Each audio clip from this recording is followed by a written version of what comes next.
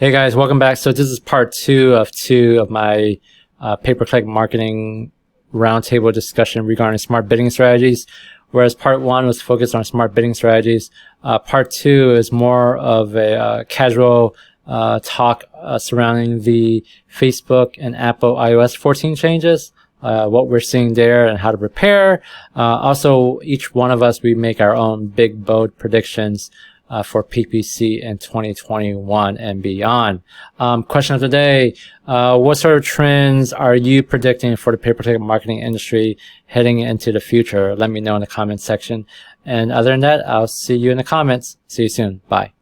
As you know, Facebook, iOS 14, Apple and iOS 14, that will really have an impact, at least I think, on Facebook advertising. For those of you who don't know, going forward, apps will be required to get permission from users to track them and access their device's advertising identifier. So I guess my question, feel free to just chime in from anybody. How much of an impact does this have on Facebook advertising? And do you think it has any impact on Google advertising? Ed? So huge impact on Facebook. I would say, which of course includes Instagram and WhatsApp and everything else in that ecosystem. It will also impact other social media platforms that use essentially the same type of targeting methodology. Who's to say how much? I mean, we know that Apple has about 40% market share domestically in terms of smartphones, which, I mean, Facebook and Instagram now, like 90% of the traffic on there is smartphone based. So if you're taking 40% of your audience and saying, now this is the black box, we have no idea how to target these people, it's a big problem. There are workarounds. There will be people that do not opt out. But I would expect a lot of people are going to opt out. So, long term, I think towards the middle to end of 2021, I think we're going to see a lot of advertisers that are marginal on Facebook leaving. The only saving grace is that the remaining advertisers will have less competition and may be able to make their numbers. Okay. I feel like we recently took over an account where we were having pixel issues. So we kind of went at it blindly with interest targeting, and we found a lot of success with it. So, I mean, you still have, it hurts. I mean, don't get me wrong, it does hurt. It stings, but you still have a lot of data from the activity that the user just does on Facebook, right? So again, it's not a crushing blow. It definitely stings, but you can still find opportunity. You can find people that engage with your content, other types of content, and still have success there. I think we, based on all these data breaches and whatnot, I think we were always probably going to get here at some point, right? Sorry about that. My mother's chiming in for me, but I think we're always going to get here at some point where data tracking was going to be, frowned upon, and we were going to get shoved away from it.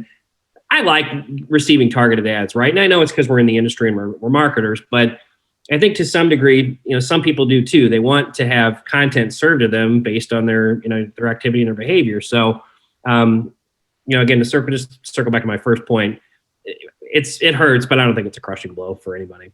Okay. For me, the issue I have with the approach Apple's taking, first of all, they have their own self-interest, right? There's no doubt that this is not just altruistic to deal with privacy.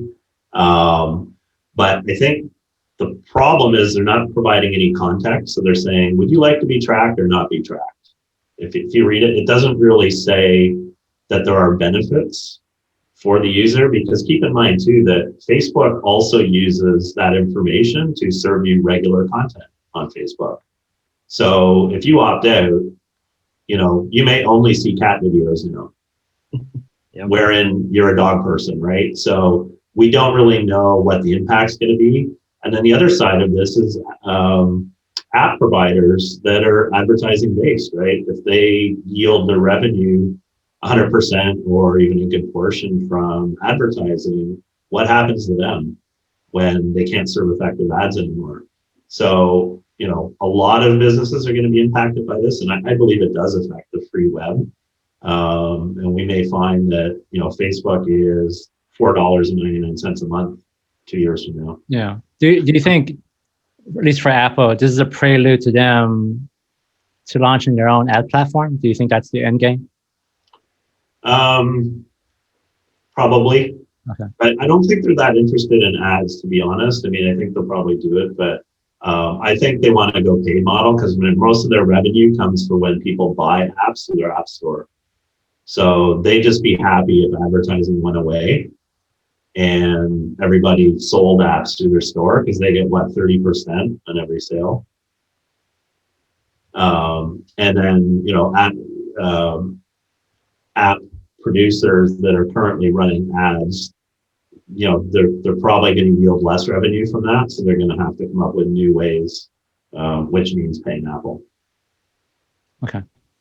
I think when it comes to privacy, to like the privacy conversation, like this is not new. I don't remember a time where there hasn't either been something, imminent or right on the horizon about losing access to cookie data or to some sort of third-party data that's going to, for the purpose of targeting or remarketing.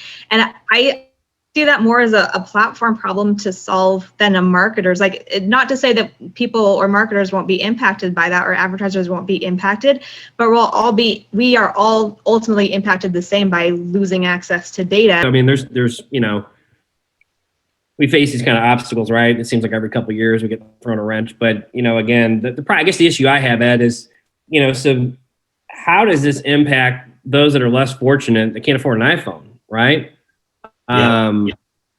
That's I guess that's my big issue. Those that can't afford, some nice shiny object. Yeah, I mean, if you look at Google's site, because I mean, every other phone is essentially Android. There's Blackberries and a few other things. Although I think Blackberry's even on Android now. So, I mean, Google does have a provision for you to remove personalized advertising. You go to your Google profile and you turn it off, right? So, and you can even get more granular than that and turn off specific advertisers and features. So it's not like Google hasn't given you the option. They're just not putting it in your face and saying, it's off or it's on for every app that you use. You're back, Amy. Did you want to finish what you were saying? Yeah, sorry about that. It just disappeared on me. But yeah, I don't know that this is a problem that we can solve individually as marketers, but I do think that it's a problem that, that platforms and I mean, the big three, where all the spend goes, they're going to find ways to provide alternatives for how you can reach a targeted audience for that. I just don't see any way around that. There's no benefit to them of not doing that. So I think there will be some workaround, and that's going to be on their shoulders to be able to provide. Okay. So let's finish it out with big, bold predictions for 2021 and PPC, your hot take. I'm going to start first, and then we'll go to Ed, Amy, and then Tom. And I'm going to probably get some heat for saying this, but I'll say it anyway. I think we'll see diminishing margins of return on Facebook advertising. And so before I get trolled by anyone who's watching, let me say this. I'm not saying Facebook advertising will go away. I'm not saying that. I still think, like many of you, it's very effective. But the reason why I think we'll see diminishing returns is several reasons. Number one, I think society at large, and I don't just say this about the US, but just anyone who uses Facebook, I think they're sick and tired of Facebook and what the sort of damage it's done to society.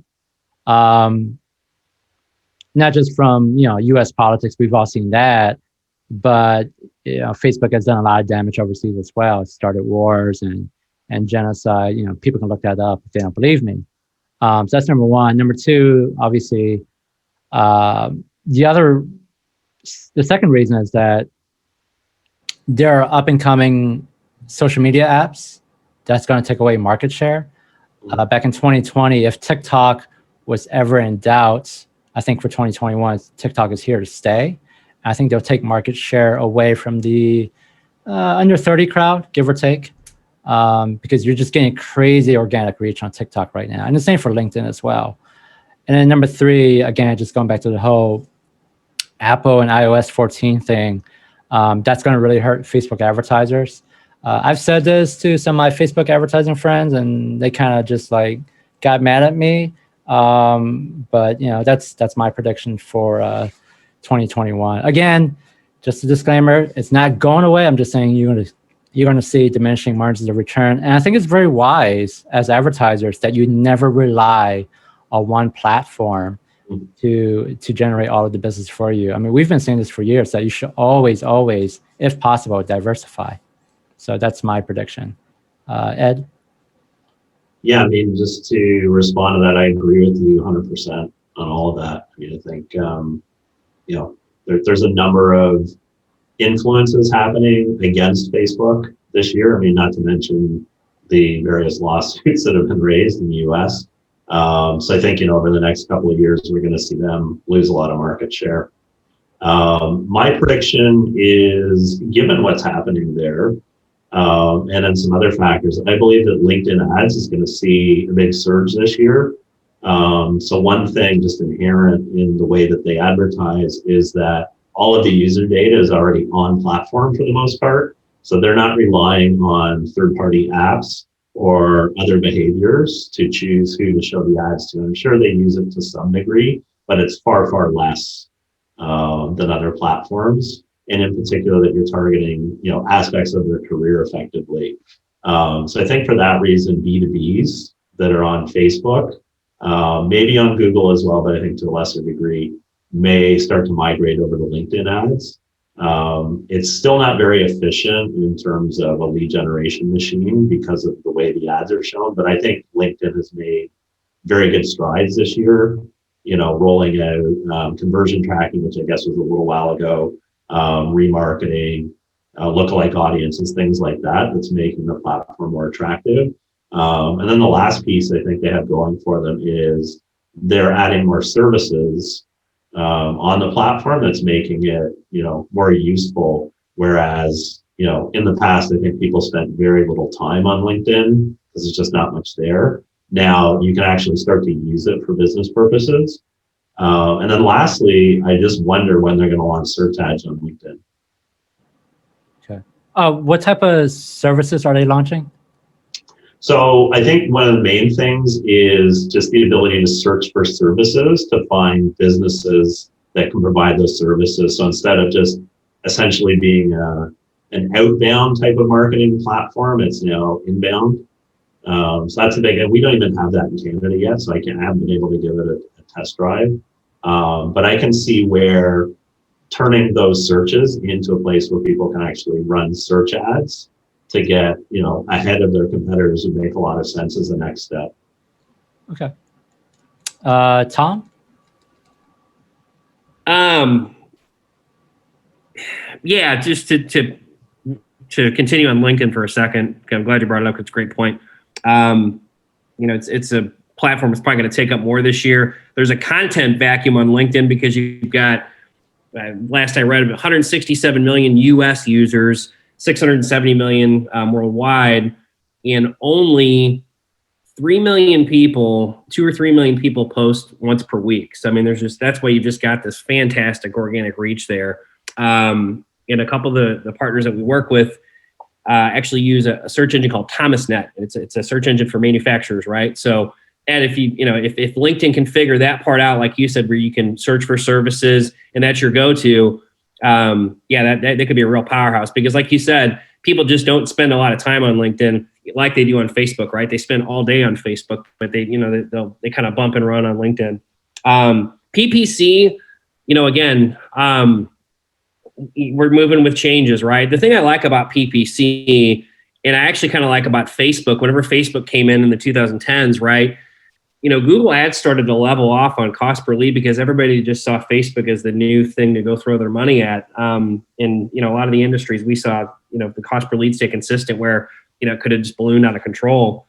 I think, like I said, obviously we know voice search is going to be a bigger thing coming forward. Adapting to that, I'd like to see other players come in, not just from the social media perspective for Facebook, but also for searches, right? Google still absorbs 95% of the market. We're dealing with an issue right now with a big shopping feed, and it's handcuffed us, to the point where we can't really sell right now, right? So the fact that they consume so much of the market share is kind of scary. So I hope, whether it's, Bing getting better or DuckDuckGo becoming a partner. I mean, whatever. I hope we do get more options because, again, competition's only going to stiffen. We're only going to get less places to advertise, or to compete.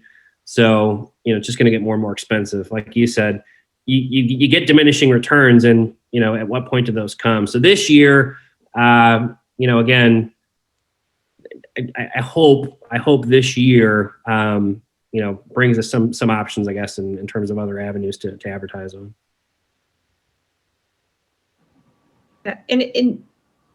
In terms of diminishing returns on Google, I think, it does continue to get more competitive, and there's always that, spending more to get less that happens.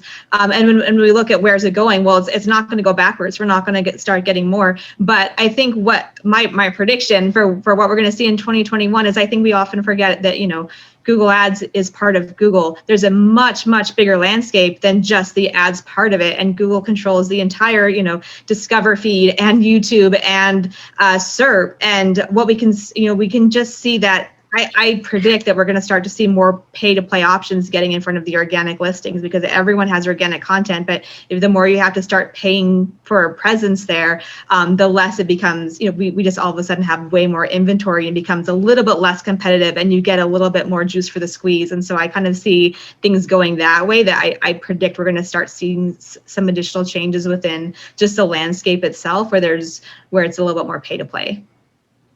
Awesome.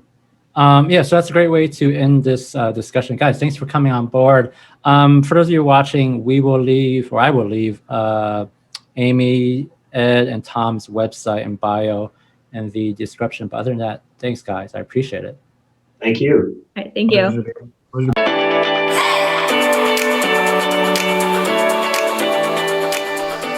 Hey marketers, Dean here. So if you're new to this channel is focused on digital advertising and marketing. If you want to keep improving your marketing game, you know what to do. Hit that subscribe, like, and bell icon. It's the best way to get notification of new content by yours truly. Plus, it helps with the algorithmic thingamajiggy that YouTube does. Don't ask me what it does. It just does. As always, stay curious.